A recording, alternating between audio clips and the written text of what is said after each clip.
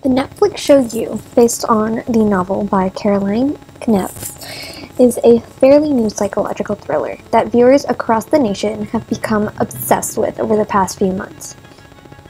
Viewers' obsession with the series is ironically pertinent to the actual plot of the show. The main character, Joe Goldberg, seemingly innocently falls for Miss Guinevere Beck, better known as Beck, when she walks into his bookstore that he works at in the middle of New York City. However, Joe's crush quickly turns into an obsession with Beck. His secret fixation ends up changing the lives of Beck and everyone around her. Not only does Joe's obsession change everyone's life, Beck also has her own problems to deal with, such as her dream of becoming a world-renowned writer, and she also has problems with close friends such as Salinger, who also is ironically obsessed with Beck.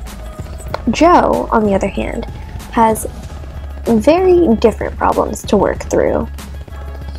One problem that Joe faces throughout the show is the abusive boyfriend of his neighbor Claudia, Ron. Ron not only affects Claudia's life, but also Claudia's son, Paco. Joe also has his boss, Mr. Mooney, in the back of his mind quite frequently, which definitely affects how he perceives the world.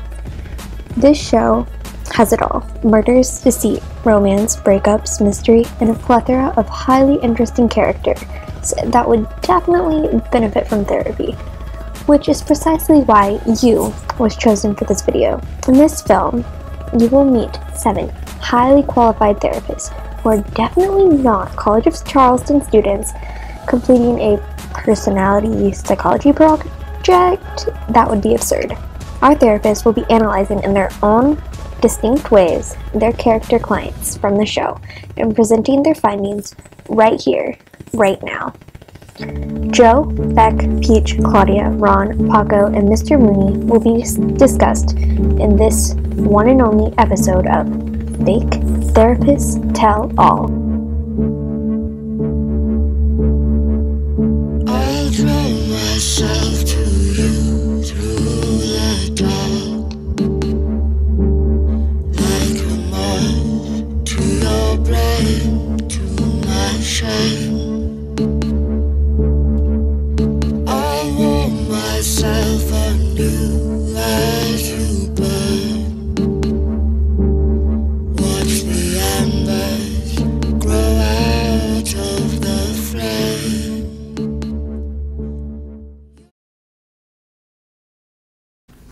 In the Netflix hit TV series You, Joe Goldberg is the narrator of the story and the main character. As the series goes on, the very complex character Joe takes the viewers on his journey and the steps he takes to ultimately win over his love interest, Guinevere Beck. Joe Goldberg is a hopeless romantic who will do just about anything to get to Beck. Throughout this series, he brings the term hopeless romantic to an extreme by torturing, manipulating, stealing from, and killing anyone in his way of achieving his final goal, love.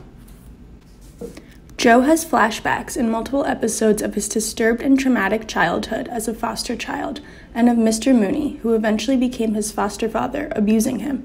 Mr. Mooney would often abuse Joe mentally and physically, and punish him by locking him in a glass book vault, isolating him from society.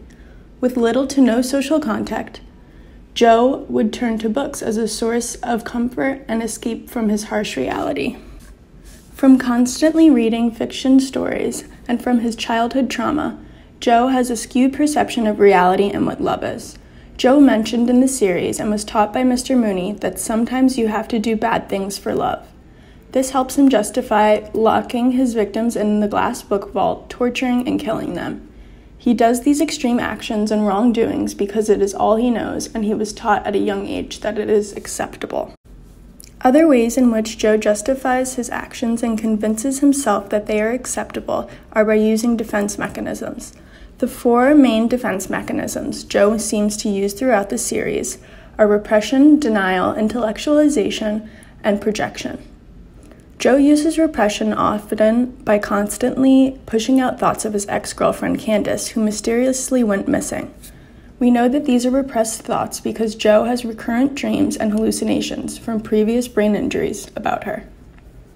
Our dreams often tell us what is going on in our unconscious mind and have a hidden psychological meaning to them. This means that Joe must have guilt about an unresolved conflict with Candace. Next, Joe uses denial as a defense mechanism amongst his peers about his actions and killings. Joe is a master of manipulation and deception to those around him to cover up his past.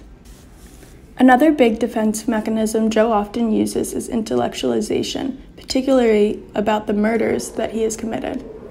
Joe justifies his actions within himself and removes any emotional content about them. Joe does so by stating his ultimate goal, Beck, and creating steps to achieve his goal.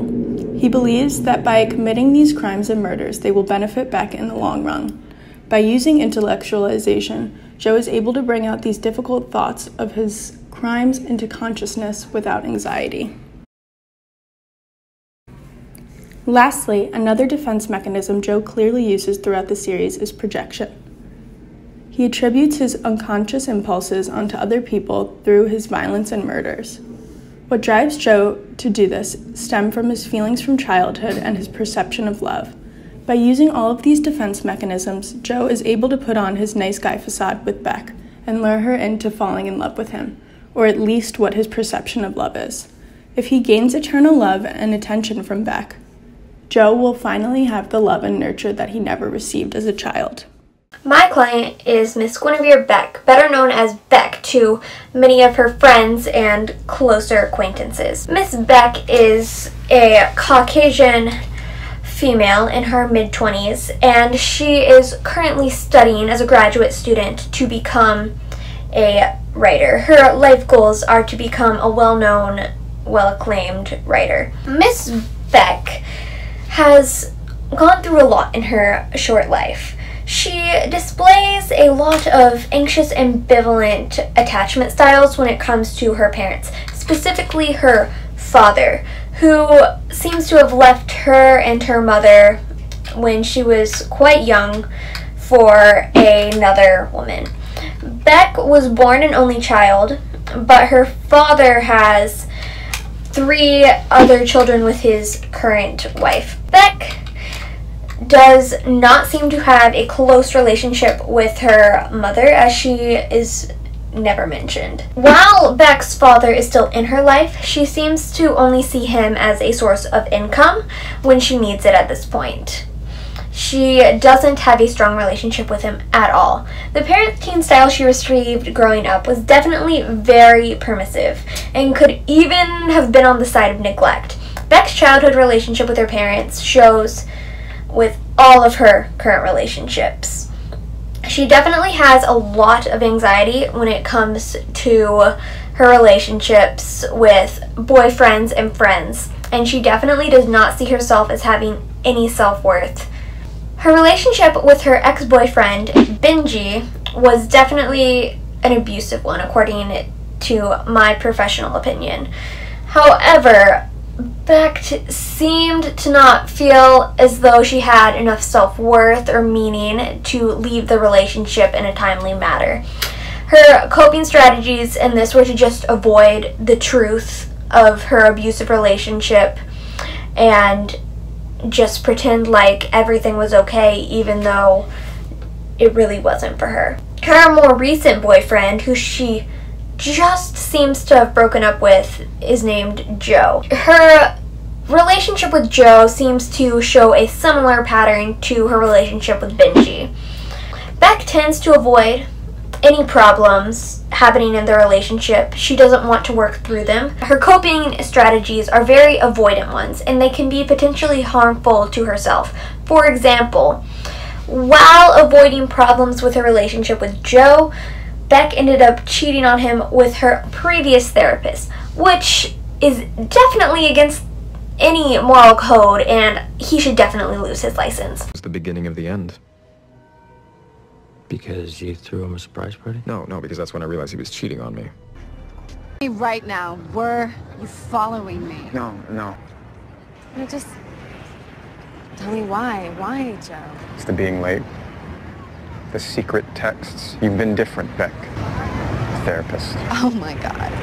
You and I were over. As for friendships that Miss Guinevere Beck has, these relationships show similar patterns with her significant others. I am going to discuss her relationship with her closest friend named Peach, who recently passed away in a tragic death.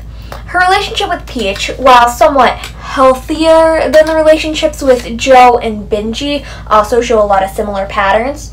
Beck tended to do anything for Peach just to please her. Joe. Now, Joseph. Just Joe. I'm gonna have to borrow our friend here, so make yourself at home. Everyone here is friendly. Brown people don't bite. Nobody pays me to be fair. Male energy in my healing space just isn't optimal, so. All of Beck's close interpersonal relationships tended to be moving towards people relationships. By that I mean she had a tendency to be very clingy, helpless.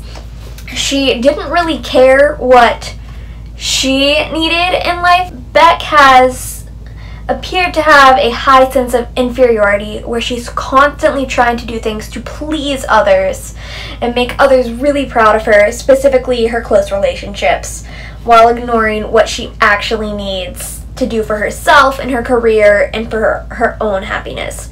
Through my meetings with Beck, I have learned that she displays a lot of concerning traits that will most likely need more counseling in the future to work through. Peach Salinger presents herself as a very dynamic and interesting character all around.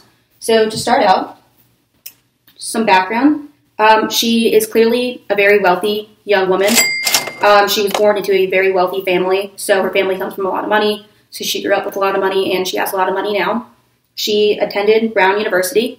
That is where she met her best friend, who is the main character, one of the main characters on the show, Beck, who we see through the majority of the show a lot of Peach's tendencies and characteristics that come through in her relationship with Beck.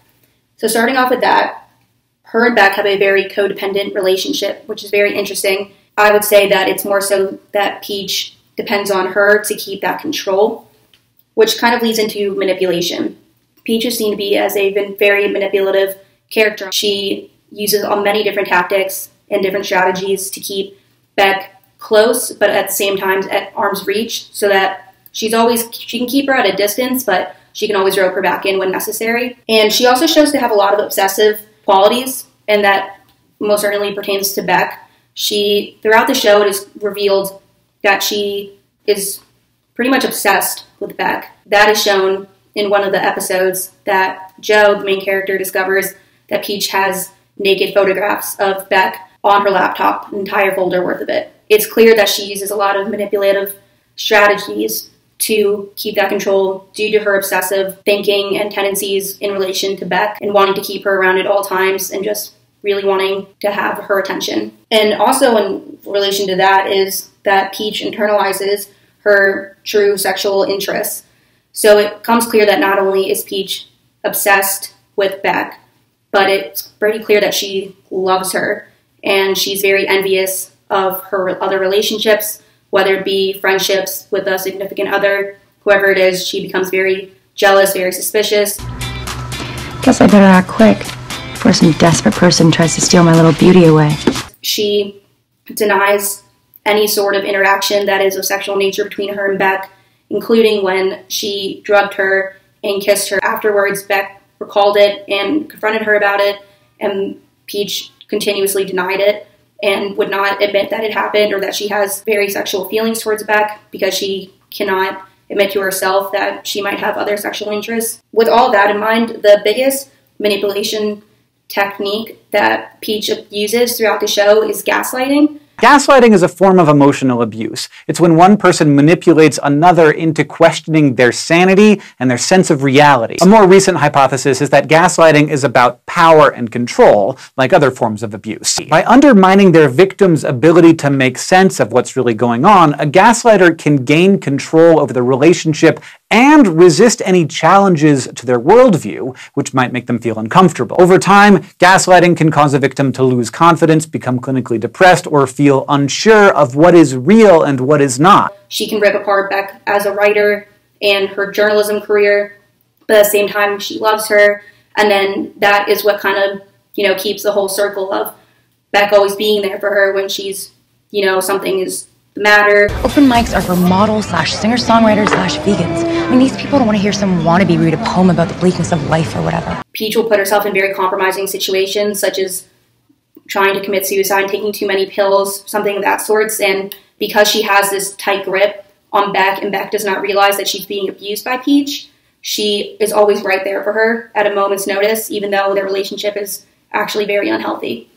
So yeah, throughout this whole show, Peach is just seen as a very obsessive, manipulative person who really just tries to control Beck, and Beck can't see that she's being abused and manipulated because of that use of gaslighting, and that she rips her down and she just builds her back up with all this love, especially with giving her money so she can pay her rent and things of that nature. It appears that Peach is such a great friend, meanwhile she continues to sabotage her anyways. In terms of an approach I would consider using to work and help Peach, I would probably say the psychoanalytic theory would be best, only because it really focuses a lot on coping mechanisms and really understanding yourself a lot better. And I think Peach has a hard time coping with her own issues from her life, potentially her parents being divorced and that being maybe a factor that caused issues for her. Maybe also working through those obsessive tendencies she has, and working on why she manipulates people and where this control issue comes from. And I really think the psychoanalytic theory would be really beneficial to work through those deeper problems and understanding really her and getting her full narrative story and really getting a bigger picture of who Peach is and why does she behave and act in the ways that she does, and where that all comes from. This is young Paco from the Netflix series You. Paco begins as a quiet, shy, and calm boy who deals with his mother and stepfather arguing constantly. He escapes by reading books Joe, the main character, gives him in the staircase. You think she knew Ron was a shitbag when she fell in love? No, she thought he was a prince. Hey, Paco. What's up, Joe? And now, hers is not the only life she ruined. Why are you coming home? Got the store for you. Is everything cool in there? Yeah, Mom and Ron are just talking. Wow, you are burning through that book, aren't you? Reads quick. It's good. Well, let me know when you finish. I'll get you another one. The rest of the video, I will be breaking down Paco's life as I use Maslow's hierarchy of needs. Physiologically, Paco lacks food and proper care. Joe will sometimes offer Paco food because he knows his parents neglect him while they are fighting. Paco also does not get the rest and warmth a kid his age deserves, but nonetheless, Paco seems to be happy and calm through it all. Are you hungry? Because, I just got this meatball sub, but I remembered I had Thai from last night. No, my mom will just make me something later. It's a shame. This won't keep us getting tossed. You sure, Joe? All for one, and one for all. Safety needs. Paco has no sense of safety whatsoever because he lives with an abuser, but Joe makes him feel safe by allowing him to come with him to the bookstore sometimes, and this is also when Paco lightens up and shows his personality. Did you know Jamal was a black dude? I googled him. His grandmother was a slave and his dad was a brigadier general. He killed like half a battalion. You probably knew that since you work at a bookstore. I didn't. How'd you get to work here anyway? Mr. Mooney gave me a job when I was just a little older than you. He sort of took me in. She seems nice. He was a dick. But he loved books, and he taught me to love them too. I never see him around here. Is he dead? No, he's just old. I'm sorry, Pac. I had one back here for you, but Ethan must have sold it. Sold what? Your next read. Come on, I'll show you where we keep the good stuff.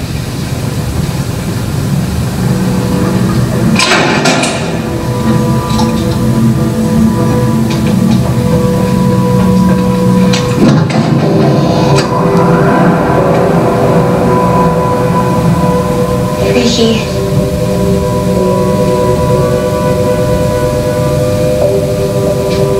It's the cage. It's where we keep early editions and collectibles. It's cold. 65 degrees for the books. If the zombies come, this is where I'm hiding. Belongingness and love needs. Paco doesn't experience love, a social life, and a sense of belonging until Joe and him become close. His mother rarely spends time with him, and he doesn't have any friends his age. He just reads, and that's when he's most comfortable. There's one scene when Joe states that he trusts Paco, and you can see how happy and loved he felt. Chivalry. It's treating people with respect, especially women, like men should. It's good. It's one of my favorites. I probably shouldn't take this home. It's not a first edition. It's just an old one. Besides, I trust you. Self-esteem needs. Paco lacks self-esteem and the feeling of accomplishment due to the fact that he is not truly happy with his life and he wants to do something about his situation. He'll do anything to get rid of the reason his life is bad and the reason he is unhappy. Look at me! Are you out of your mind? What do you think you're doing? Hey, I caught this punk trying to steal a gun from the register. All right, it's not loaded. Oh, it's loaded. I'll handle it.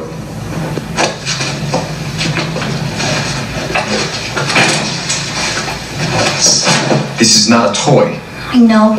I'm not dumb. I think you are. I think only an idiot tries what you just pulled. I know why you want a gun, Paco. Even if you don't kill yourself with this thing first, the second you use it on Ron, your life is over. That is the definition of dumb. Hey, let me in. What?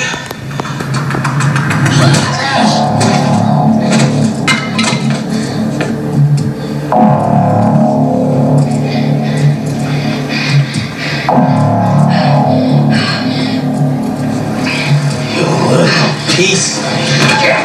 Self-actualization. Paco is still young and does not understand his full potential or how capable he can be. Moving away, starting a new life, and having a new beginning will help Paco shape himself into the best version of himself. Then he will be able to finally focus on himself and realize what he can become. I'll miss you. Me too. Hey, you know, it's okay if things are hard sometimes. You can still be a good person and have a really good life. That's what I want for you. This is good. A fresh start. You can put the bad things behind you. Yeah. Me too.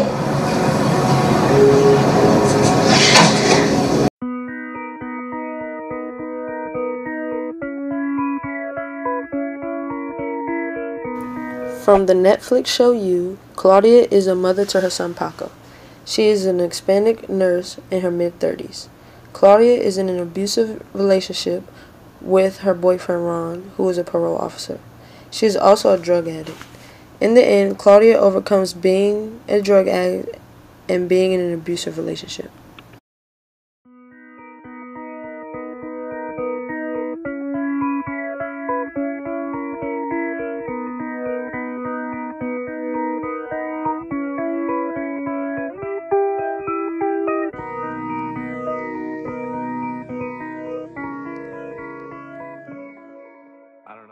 Blaming me for my own concussion.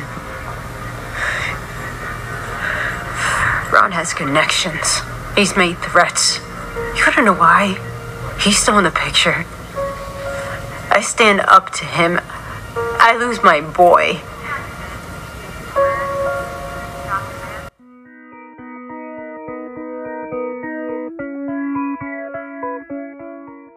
Honey, can you hear me? Claudia? Ugh, she's completely out of it. Hand me that blood pressure cuff. What did you do? What is this?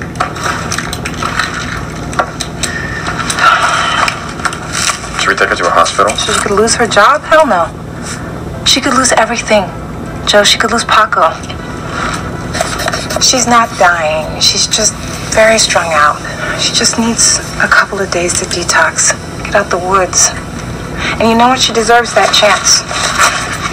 Addiction is a monster. It doesn't care if you're a good nurse, a good mother.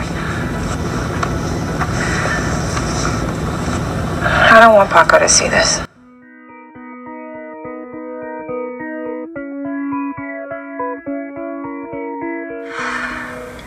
So, I took your advice. I kicked Ron out. You were right, people don't change. Besides, I didn't like the way he was treating Paco. Kid needs a real father figure in his life, not some drunken asshole, you know?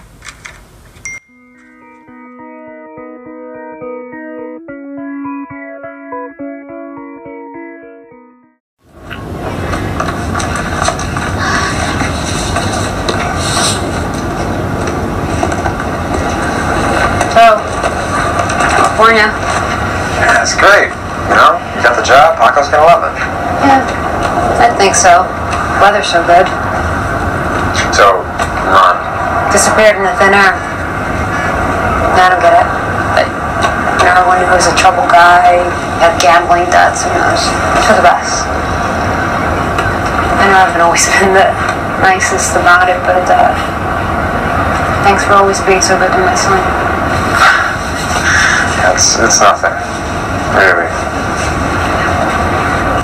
Ron is a middle-aged male. He's Caucasian, and he lives with Claudia and Paco. Claudia is his girlfriend, and Paco is Claudia's son, but not related to Ron at all. Ron is known for his verbal and physical abuse with Claudia, and a lot of abuse with Paco as well.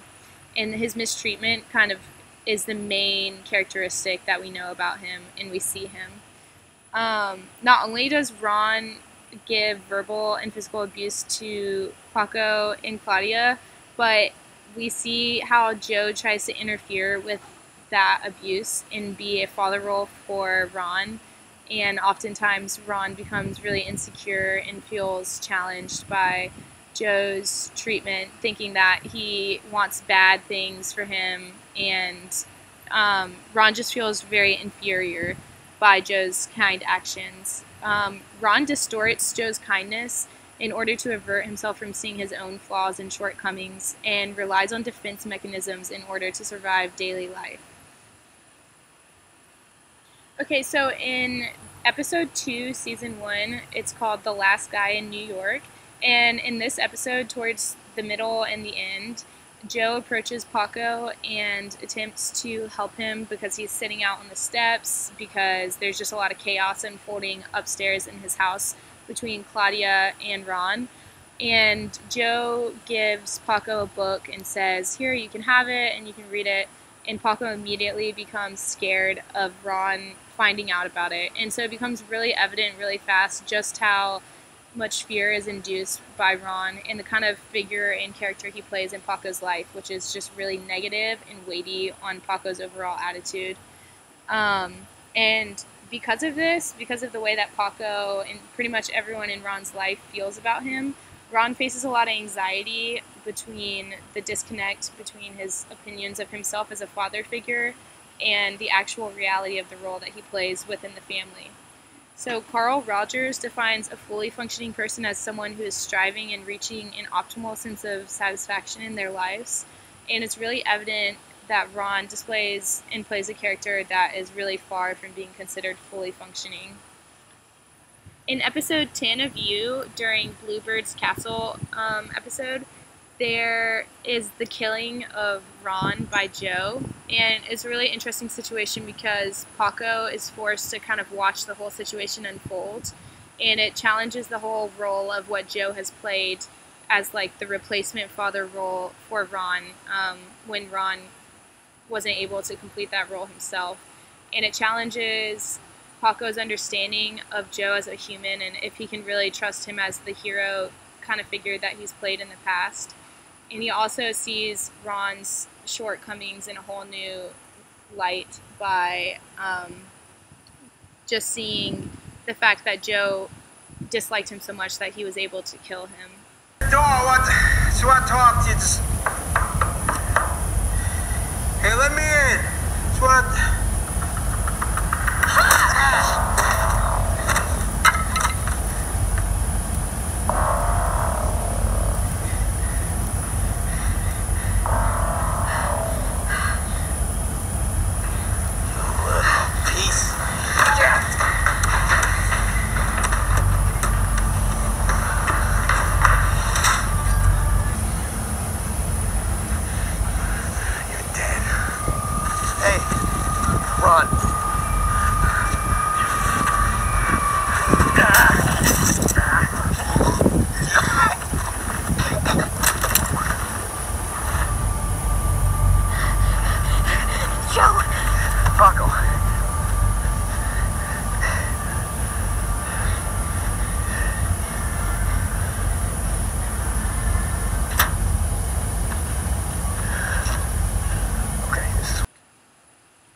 So So overall, before Ron ends up actually leaving the show because of his death, it's just very obvious that he is undeniably unsatisfied with his life and displaces all of his unmet expectations on his girlfriend, Claudia, and Paco through both verbal and physical abuse.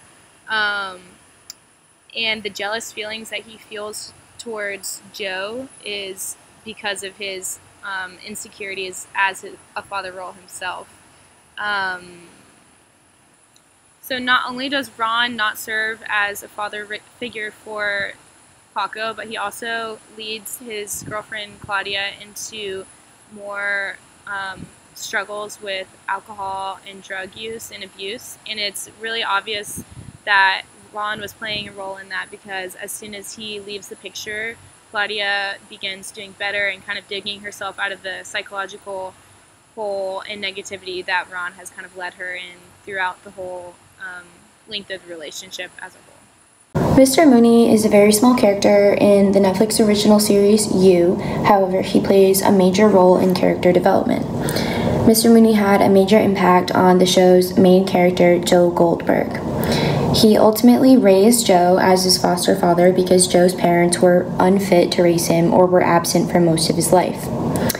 Mooney's idea of mentoring Joe as a teenage boy was actually just physical and mental abuse.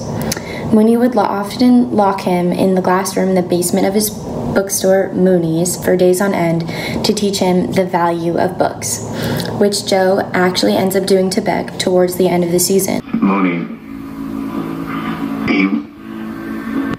he was my Mr. Miyagi. Miyagi was a Soviet prison guard. Who am I to you? You're an asshole. Yes. But who else do you have? Your father, who used your armpit for an ashtray? Your mother, who never did anything to stop him? Or maybe you miss that insect-ridden group home that drove you to my doorstep? You don't care about me. This place could be your salvation. Here, you're safe. Surrounded by the greatest works of humanity. With no choice but to absorb. We get to see the verbal abuse in the flashback, where Joe is locked in the glass room.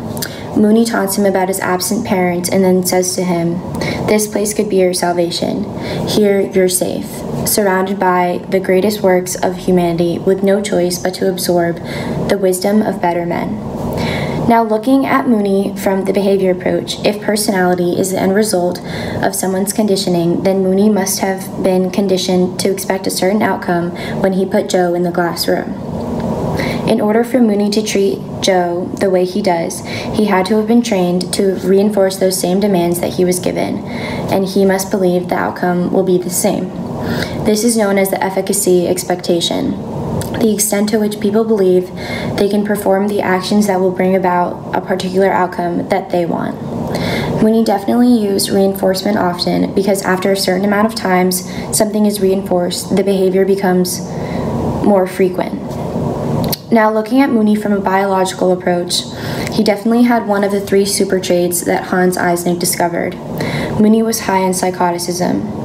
People that are high in psychoticism are egocentric, impersonal, and aggressive. We see all of these in Mooney, especially when Joe comes to him after his first murder. Mooney says to him, "Now, Joseph, some people deserve to die. I'm sure you had your reasons." Joseph, what's wrong? Were you seen? Did you talk to anyone? Did anyone know you were there? All right, your clothes. Take them off. Give them to me.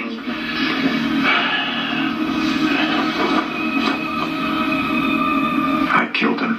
Listen to me, boy. So long as you tell no one, you are fine. Men, they go off to war, kill people every day, then come back and get on with their lives. Hear me? His life is over, not yours. Now, Joseph. Some people deserve to die. I'm sure you had your reasons. Even though this can be seen as consoling Joe, it is still extremely egocentric and impersonal, because he has no disregard for the other person's feelings or thoughts. Because he because he's justifying the murder of an inconvenient person, and throughout the show, this is clearly exemplified in Joe's behavior, killing anyone who is inconvenient to him, his situation, or even to the people he loves. We only get to see Mooney in the present day towards the end of the season for a very short period of time. According to Joe, Mr. Mooney suffered a stroke, and that is why he is shown in a wheelchair, paralyzed, and mute. Joe tells Beck that Mooney was left lying on the floor for 2 days, and he was the one who found him. It is believed that Joe is the cause of Mr. Mooney's stroke or injury, however, it is not clearly stated in the show. I believe that Joe may have done the deed because of the displaced aggression that he received from Mooney all of those years he was raised.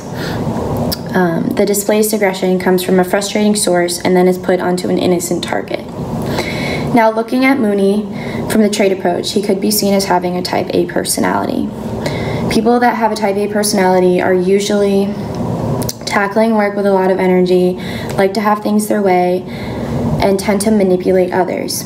They often prefer jobs that give personal responsibility for outcomes. So maybe he felt that manipulating Joe was his personal responsibility, and the way Joe turned out to be was his desired outcome. High hostility is also connected to people that have type A personality, which is related to higher incidence of many cardiovascular diseases, for example, a coronary artery blockage. So this could be another possibility of why Mooney suffered a stroke. Here are some clips where we get to see Mooney in the show. Ah, Joe. Perfect timing. Just finishing up supper. Friday, this is Beck. Hi. Nice to meet you, dear. Hey, old man. This is Beck. Pleasure to meet you, Mr. Mooney. I'm Guinevere. People call me Beck. Don't play that.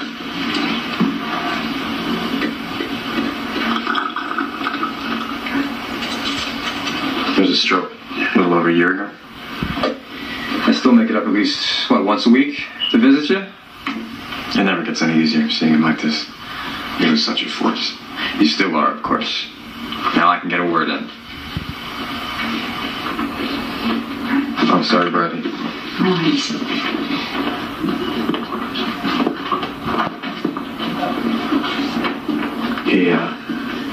He took me in when I was just about Paco's age. He taught me everything I know. He was really my only family. And it's my fault he's like this.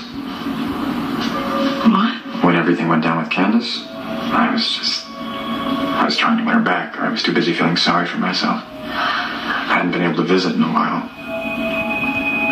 When I found him, he'd been lying there for 2 days. Joe. That week, I was here with him. Sometimes you can't talk about something because you feel shitty about it. You heard it first here. The psychological problems and unique personalities of the character in You are no run-of-the-mill people you'd find just anywhere.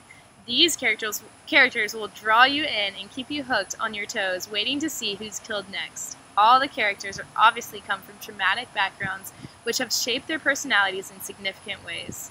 After watching this premiere episode of Fake Therapist Tell All, who do you think will be affected next? Stay tuned for our second episode when Season 2 comes and you can hear our totally professional thoughts on character developments.